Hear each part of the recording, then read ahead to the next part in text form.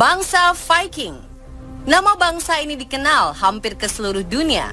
Kekuatan dan keberingasannya diakui oleh sejarah. Bangsa yang namanya serupa dengan nama fans klub sepak bola asal Bandung ini memang telah tersohor hingga ke seluruh penjuru dunia. Dibekali pengetahuan mumpuni tentang laut dan sungai, bangsa Viking dipercaya mampu menaklukkan wilayah bahari dengan sangat hebatnya. Hal ini kemudian menjadikan mereka sebagai satu-satunya bangsa dari benua Eropa yang mampu menjelajah dengan jangkauan wilayah terjauh dari tempat asalnya. Tercatat, Viking, bangsa yang dikenal sangat mencintai keindahan dan kemewahan ini, berhasil menaklukkan 37 negara modern. Tak hanya negara di benua Eropa, melainkan juga negara Afghanistan hingga Kanada.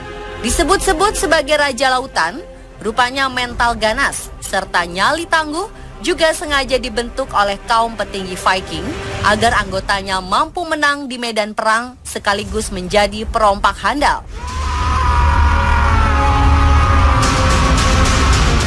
Sikap brutal dan nekat seakan menjadi ciri khas mereka ketika merebut harta kekayaan ataupun wilayah kekuasaan. Tak heran jika bangsa Viking terkenal sebagai bangsa yang sangat ambisius dalam mencapai keinginan dan keserakahan. Sebenarnya, apa yang mendasari terbentuknya bangsa Viking? Seperti apakah kisah perjalanan mereka dalam menaklukkan wilayah lautan di hampir 37 negara modern? Bagaimana pula aksi mereka sebagai perompak? Pemirsa, inilah mini series Viking, bangsa paling ditakuti di dunia versi On The Spot.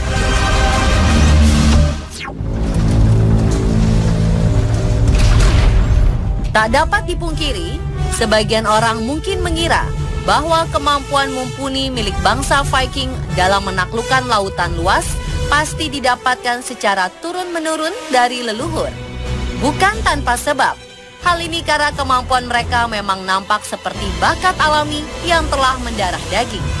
Namun tahukah Anda, jika ternyata mayoritas bangsa Viking terlahir sebagai seorang petani? Kisah bermula kala bangsa Viking, bangsa dari Skandinavia atau kini lebih dikenal sebagai negara Norwegia, Denmark, dan Swedia, memiliki tanah yang cukup subur untuk bercocok tanam. Mereka mulai menjadikan bertani sebagai mata pencaharian utama. Namun semua berubah kala bencana besar melanda wilayah Skandinavia. Ketika itu, komet dikabarkan telah menabrak bumi. Dan salah satu dampaknya menyebabkan awan debu besar menutupi hampir seluruh wilayah di negara bagian Eropa. Situasi semakin diperparah dengan meletusnya gunung berapi besar di wilayah Skandinavia yang mengakibatkan terjadinya kegelapan dan penurunan suhu selama 14 tahun. Kerusakan wilayah hingga kematian masyarakat seakan menjadi momok terberat selama masa-masa sulit tersebut. Saat itu masyarakat Skandinavia merasa bahwa wilayah tempat tinggal mereka telah dilanda kiamat. Keadaan yang begitu miris dan mengerikan ini menjadikan masyarakat Skandinavia mengalami trauma mendalam. Hingga pada akhirnya saat keadaan mulai pulih dan membaik secara perlahan, para pemimpin di Skandinavia merasa harus melatih masyarakatnya untuk menjadi sosok yang jauh lebih kuat secara fisik dan bengis. Para petinggi mengajarkan warganya bagaimana cara melaut, berdagang, berperang, bermuslihat. Mereka juga mengajarkan warganya bersikap ambisius dalam merebut dan menjajah suatu wilayah, beserta harta kekayaan yang terdapat di dalamnya. Hal ini dilakukan agar masyarakat Skandinavia mampu bertahan dimanapun dan dalam situasi apapun. Dan akhirnya dengan proses yang sangat matang, terbentuklah sekumpulan kawanan terlatih di Skandinavia yang dinamakan Viking, atau yang lebih dikenal sebagai bangsa Viking.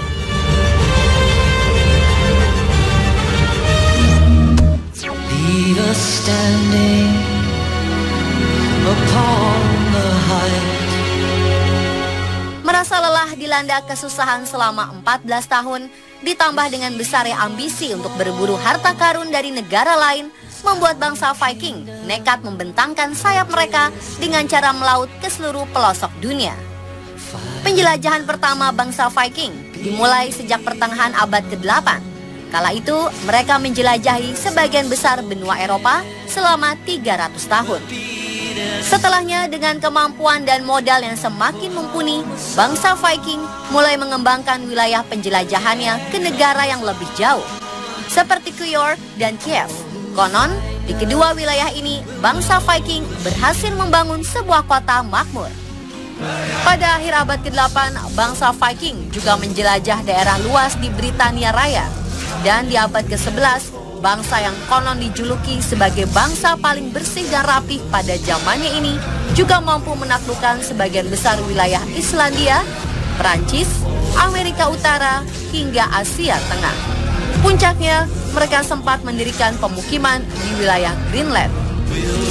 Dari semua penjelajahan yang telah dilakukan bangsa Viking, tercatat mereka telah menempuh perjalanan ke berbagai wilayah dunia atau setara dengan lebih dari 37 negara modern.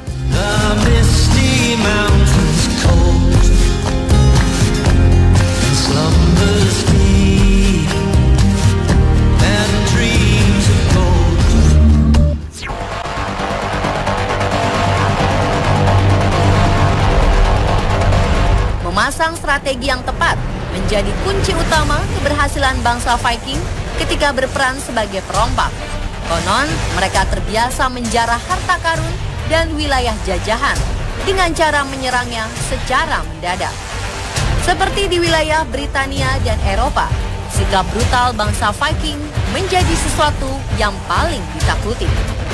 Beberapa masyarakat di wilayah tersebut bahkan disebutkan lebih memilih pasrah menyerahkan harta dan tempat tinggal mereka daripada harus berperang dengan perompak paling brutal ini. Salah satu penjarahan terbesar yang dilakukan bangsa Viking terjadi di Pulau Saaremaa, lepas pantai Estonia.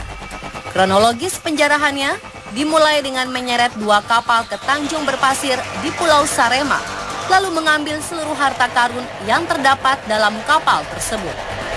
Konon, penjarahan ini berujung pada sebuah pertarungan ganas dan brutal.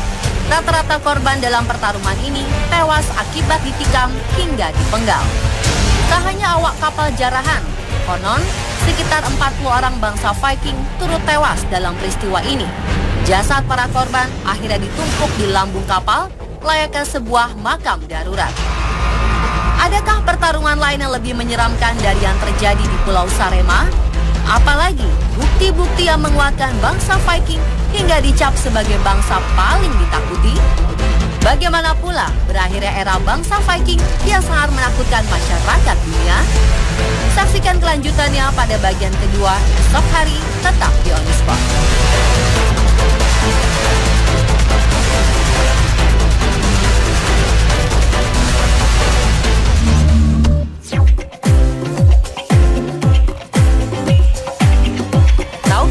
Bahwa di iktp yang kita pegang mempunyai chip yang nantinya bisa digunakan untuk berbagai keperluan. Di negara lain, KTP elektronik sudah bisa menggantikan ATM, tiket transportasi, bahkan untuk berforum di dunia maya. Penasaran dengan KTP-KTP di negara lain? Tunggu sesaat lagi, hanya di On The Spot.